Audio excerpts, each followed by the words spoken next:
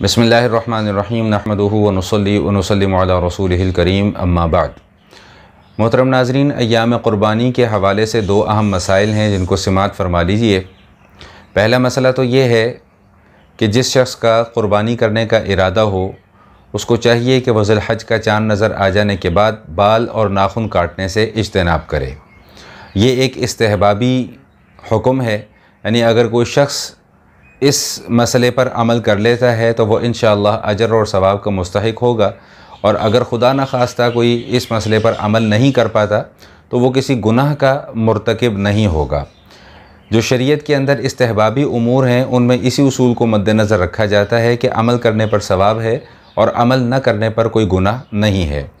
तो बहरहाल हुज़ूर अक़दस सल्लल्लाहु तआला अलैहि वसल्लम ने इस बात की तलक़ीन फरमाई है कि जो शख्स इरादा रखता हो क़ुरबानी करने का वो चाँद नज़र आ जाने से पहले पहले नाखून वग़ैरह काट ले और सर के बाल वग़ैरह बना ले, और चाँद नज़र आने के बाद से लेकर क़ुरबानी करने तक फिर वो ना नाखूनों को छेड़े ना सर के बालों को छेड़े। हाँ, जब जानवर क़ुरबान कर ले तो उसके बाद फिर बाल वग़ैरह भी बना सकता है और नाखून भी तराश सकता है। और इसमें उलमाए कराम बयान फरमाते हैं कि गोया चूँकि ये अय्याम हज भी हैं और हाजी भी इन तमाम उमूर की पाबंदी करते हैं, तो एक तरह से हाजियों के साथ मुशाबहत हो जाती है, इसलिए इस मसले का एहतमाम करना चाहिए। और दूसरा मसला ईद वाले दिन के हवाले से है कि ये भी एक इस्तेहबाबी और एक पसंदीदा अमर है कि ईद वाले दिन इंसान सबसे पहले अपनी खुराक उसी चीज़ को बनाए जिस जानवर की उसने क़ुरबानी की है, उसके गोश्त का कोई हिस्सा वगैरह बनाकर पहले खा ले।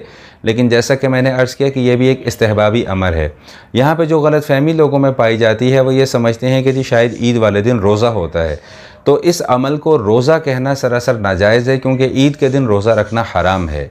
ये एक पसंदीदा काम है, एक नफली इबादत है, एक नफली अमल है कि ईद वाले दिन ईद की नमाज के बाद से लेकर उस वक्त तक कुछ ना खाया जाए जब तक कि कोई जानवर क़ुरबान होकर या कोई क़ुरबानी के गोश्त का कुछ हिस्सा आपके पास आ ना जाए।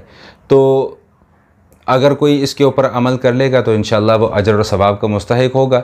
लेकिन अगर कोई किसी वजह से अमल नहीं कर पाता, किसी मजबूरी की वजह से, जैसा कि आजकल के मामलात हैं, अब किसी को कसाई शाम को असर के बाद जाकर मिलता है तो वो बेचारा अब सुबह से शाम तक भूखा तो नहीं रह सकता।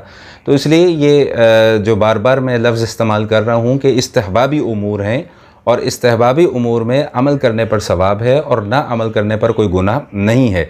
लेकिन जो अहम चीज़ समझाना मकसूद है वो ये कि इस अमल को रोज़ा कहना बिल्कुल भी दुरुस्त नहीं है, क्योंकि ईद वाले दिन रोज़ा रखना हराम है। चाहे वो ईद उल फ़ितर का दिन हो, चाहे वो ईद उल अज़हा का दिन हो, ये रोज़ा रखना ईद वाले दिन हराम है।